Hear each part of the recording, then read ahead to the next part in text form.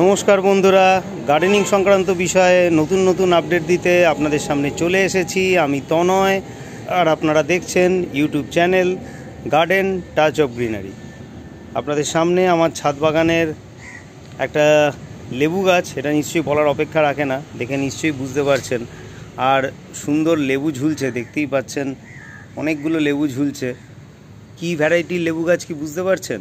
দেখুন তো কি মনে হচ্ছে, পাতিলেবু মনে হচ্ছে এটা দেখে।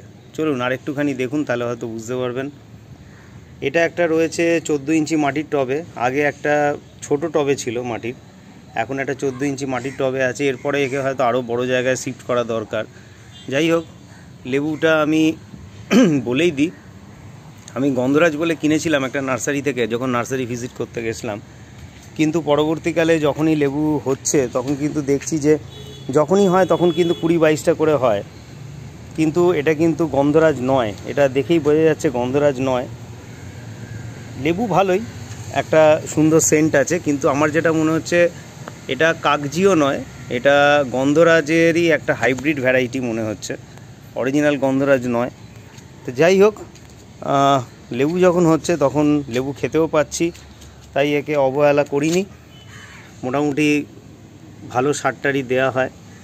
তবে এই মুহূর্তে কাজের ব্যস্ততার জন্য সর্ষের খোল পচা তরল সারটা বেশি দেওয়া হয় না, দিলে হয়তো আরও ভালো সাইজ হতো। অনেকগুলো দেখুন লেবু রয়েছে, কয়েকটা খাওয়াও হয়ে গেছে, ভিডিও তোলা হয়নি। দেখুন লেবুর ভারে কিন্তু এদিকের ডালটা দেখুন হেলে পড়েছে। দেখুন লেবুর ভারে কিন্তু ডালটা হেলে পড়েছে।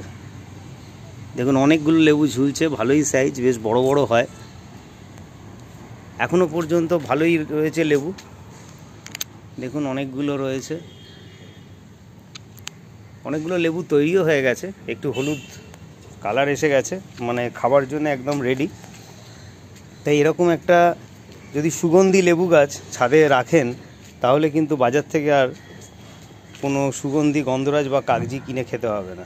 হ্যাঁ, একদম যেটা অরিজিনাল গন্ধরাজ তার মতো অতটা হয়তো সেন্ট নয়, কিন্তু গন্ধরাজের একটা সেন্ট আছে। হাইব্রিড হোক আর যাই হোক, যখন খেতে পারছি ভাতের সাথে ডাল দিয়ে মেখে, তখন আর অসুবিধে কোথায়।